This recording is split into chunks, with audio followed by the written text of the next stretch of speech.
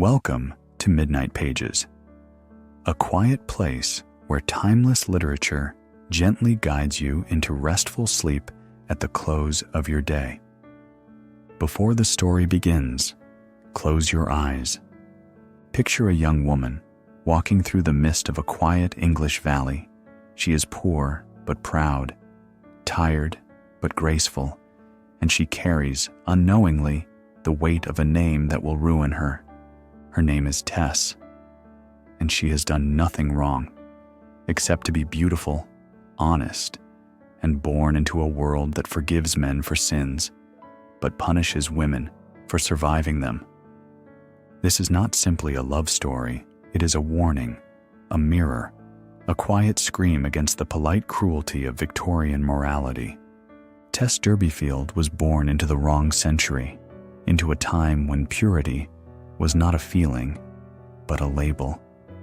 When a man's regret was seen as repentance, but a woman's past was seen as shame.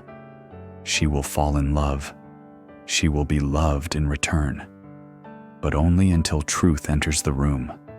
She will endure hunger, labor, judgment, abandonment.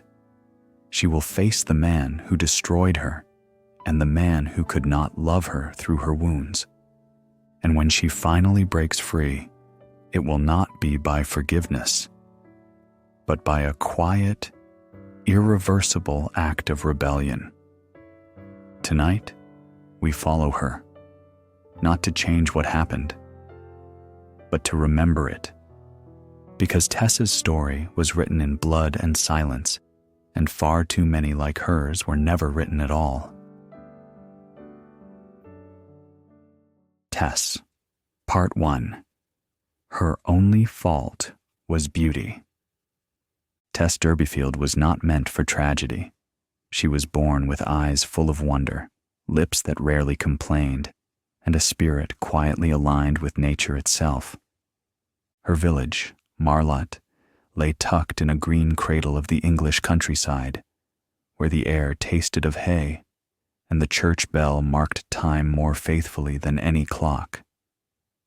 She grew up in the rhythm of sowing and harvest, her bare hands touching the earth before she understood what that meant. Her family was poor, not starving, but never full. Her father, John Durbeyfield, fancied himself a philosopher when drunk, and a nobleman when sober. A dream confirmed one afternoon when a parson told him they were descended from the ancient noble line of the D'Urbervilles. The name struck him like lightning. He saw in it a resurrection of fortune, a divine hand reaching through time to restore what had been lost. His wife, Joan, saw something else: opportunity. If Tess could claim kinship with a wealthy family bearing the D'Urberville name, perhaps they could rise, not through labor, but through alliance. Tess was only 16. She had never been far from home, had never worn silk, had never considered herself anything but a farmer's daughter. But she said yes, because her parents looked at her with such hope, because her younger siblings were hungry, because she wanted, more than anything, to be good.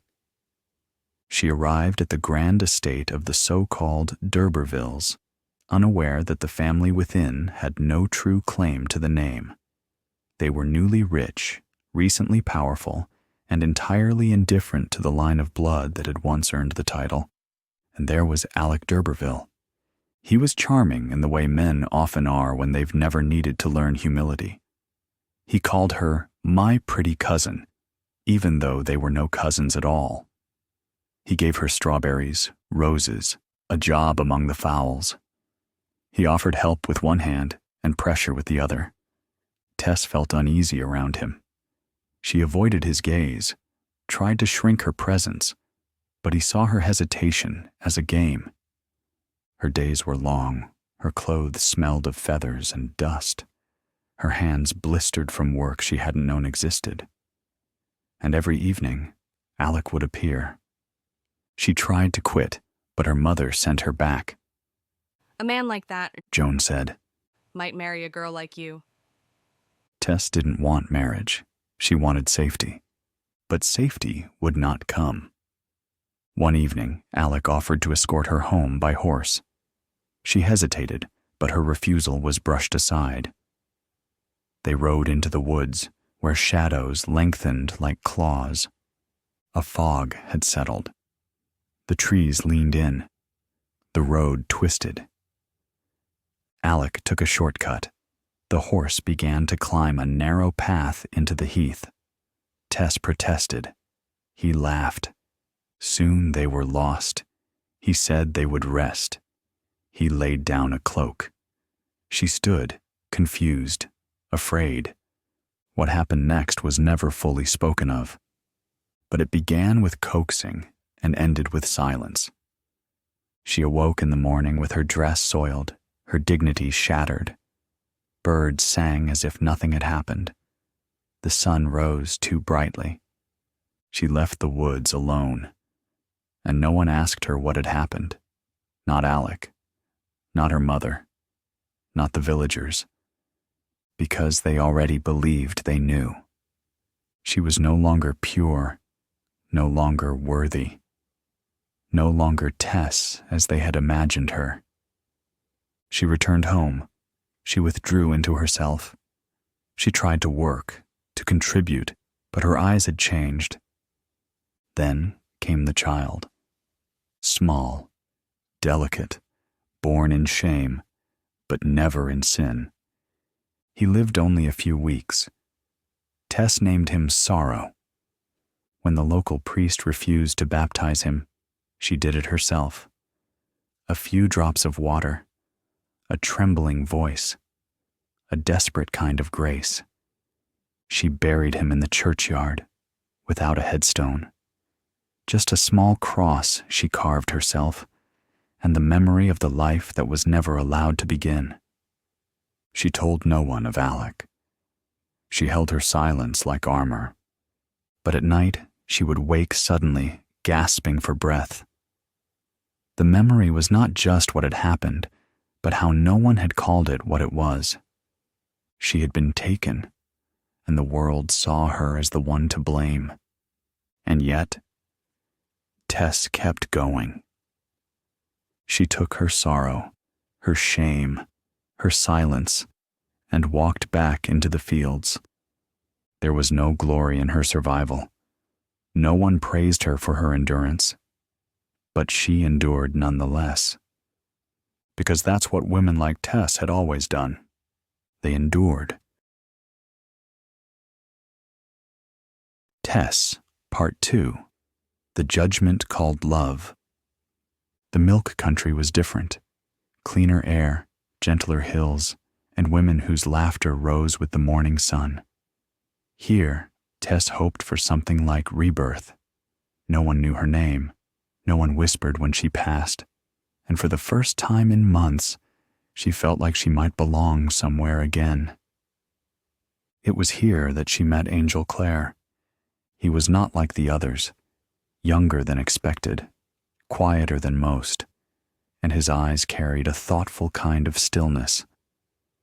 He was a parson's son who had wandered from doctrine, believing more in fairness than faith, in nature than in rules. To Tess, Angel was sunlight through mist, warm, soft, impossible not to turn toward. He noticed her before she noticed him. He saw her hands, calloused yet delicate, her cheeks wind-brushed and shy. But more than that, he saw the way she moved, as if the world had taught her to apologize for taking up space. He asked her name, and she whispered, Tess. That was all it took. He fell in love slowly, then all at once. And when he did, he pursued her with a passion both tender and steady. He brought her books, asked about her dreams, listened when she spoke about cows and cream as if she were reciting poetry. Tess, at first, resisted, not out of pride, but fear. Fear that he would see her as Alec had. Fear that her past would stain the affection in his voice. But Angel was kind. He never touched her without permission. He never laughed at her simplicity. Instead, he spoke of equality, of soul over skin. She began to believe that maybe, just maybe, her past could remain behind her. Angel asked her to marry him, more than once. Each time she hesitated, not because she didn't love him, but because she did. I'm not who you think I am. She said. You are. He replied. You're everything I've ever hoped to find. So she said yes. And once she did, she resolved to tell him everything. She wrote letters, poured her soul into them, described the night in the woods, the child that died, the way she was blamed for surviving. She slipped the letter beneath his door, then, an hour later, retrieved it, unopened, and burned it. She couldn't risk it. Not yet. On the night of their wedding, he confessed first. I have sinned, He said. Years ago in London, I lived a life unworthy of the man I want to be. He spoke of a woman, of weakness, of regret. Tess wept with relief. If he could trust her with his truth, perhaps he would accept hers. She took his hand, kissed it, and then told him, in full. She told him of Alec, of the night no one would name, of her son, of the grave marked only by a hand-carved cross. She said it not with shame, but with strength. She was not asking for forgiveness, only understanding. The silence that followed was long. Angel stood, walked to the window, said nothing. When he finally turned to her, his face was pale. You should have told me sooner. I tried. She whispered. I wanted to. He sat down, but not beside her. You were not as I thought. Her heart broke then. Not from his anger, but from the absence of the man she loved behind the voice that now sounded like a stranger's. She reminded him of his own confession, of the woman in London, of his plea for grace. But his answer was cold. That was different. And just like that, Tess was alone again. He did not strike her, did not scream, but he withdrew, bit by bit, gesture by gesture, until she no longer recognized the space between them. 3 days later, he left. He said he needed time, said he would write. He left for Brazil, and Tess was once again abandoned by a man who claimed to love her. She didn't weep, not right away. Instead, she returned to the fields. The work was hard, the nights cold, but at least here, the silence was honest. She wondered, had she been naive to hope? Was purity a myth written by those who would never be asked to bear its weight? Men like Angel could fail and be forgiven. Women like Tess, they were expected to be perfect, even after being broken. She watched the sun rise over frost-bitten soil and thought of the words she wished she had said. I am not ruined. I was never ruined. You just couldn't bear the truth of me. But Tess never wrote those words. She only carried them, heavy, unspoken, beneath every heartbeat.